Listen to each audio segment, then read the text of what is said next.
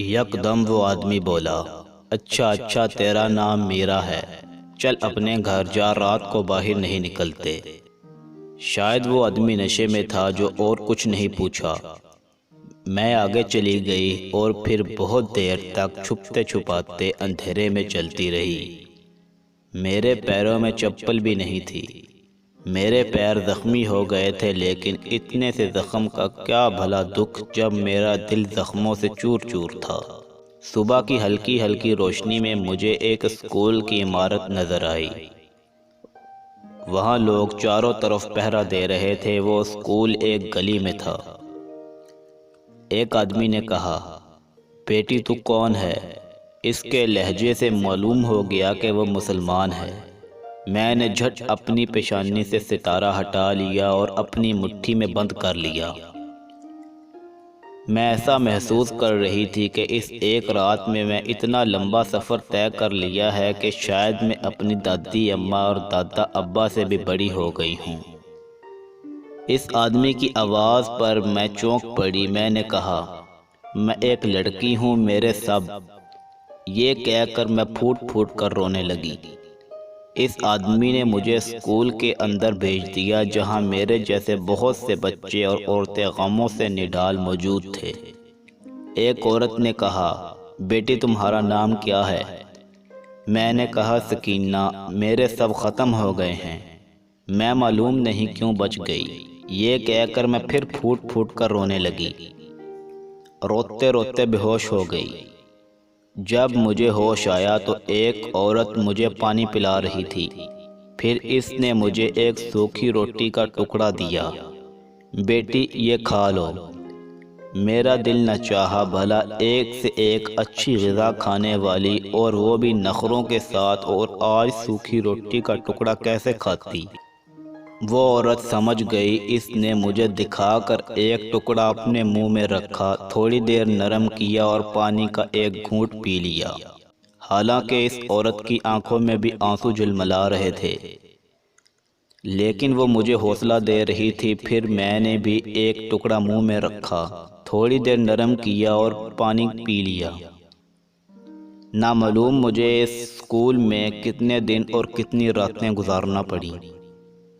نہ بھوک تھی، نہ پیاس، اور نہ رات کو نیند آتی تھی۔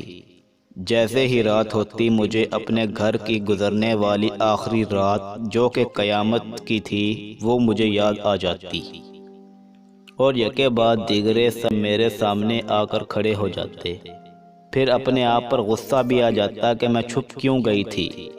کیا مجھے اپنی جان کی اتنی فکر تھی؟ اچانک ایک عورت نے مجھے جھنجھوڑ کر ہوش دلایا۔ بیٹی تو ہر وقت کیا سوچتی رہتی ہے؟ ہوش میں آ بیٹی۔ سن، اس اسکول سے بسیں بھر بھر کر پاکستان جا رہی ہیں، یہ آخری بس ہے۔ بیٹی تو میرا یہ پان دان پکڑ لے، اس میں سونے کے سکے ہیں، احتیاط سے پکڑنا۔ میں اپنے دونوں بچوں کو گود میں لیتی ہوں، اس کو میں چادر میں لپیٹ کر آتی ہوں، تو چل کر بس میں بیٹھ۔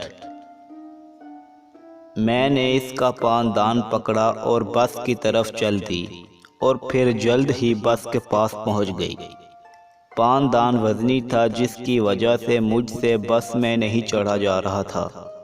ایک آدمی جو بس کے گیٹ پر کھڑا تھا، اس نے مجھے اوپر چڑھایا۔ میں اس پان دان کو لے کر بس کے دروازے کے پیچھے کونے میں جگہ دیکھ کر بیٹھ گئی، کیونکہ بس میں کوئی سیٹ خالی نہیں تھی۔ وہ عورت نہ آ پائی تھی کہ بس روانہ ہو گئی۔ ہماری بس میں صرف 5 آدمی تھے، اور باقی سب عورتیں اور معصوم بچے تھے۔ بس بہت تیزی سے جا رہی تھی۔ میں باہر کا منظر بخوبی دیکھ رہی تھی، کیونکہ دروازے کے پیچھے ایک درز تھی، جبکہ دروازے کھڑکیاں سب بند تھے۔ راستے میں جگہ جگہ لاشیں بکھری پڑی تھی۔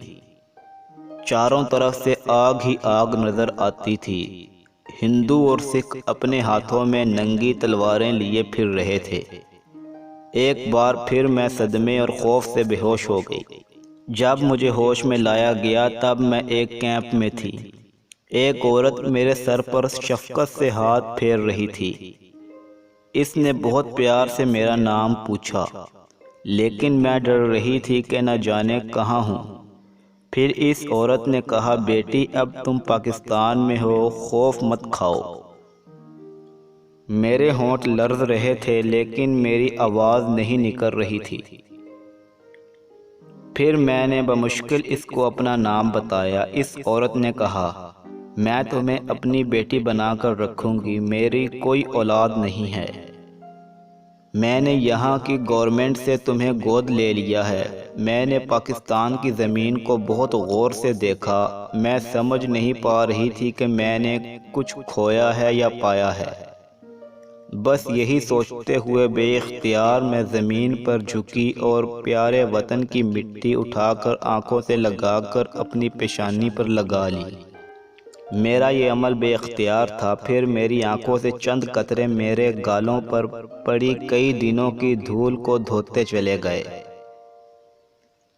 یہ کراچی شہر تھا۔ وہ خاتون حقیقت میں ایک شفیق ماں ثابت ہوئیں۔ ان کے شوہر ایک شفیق باپ تھے۔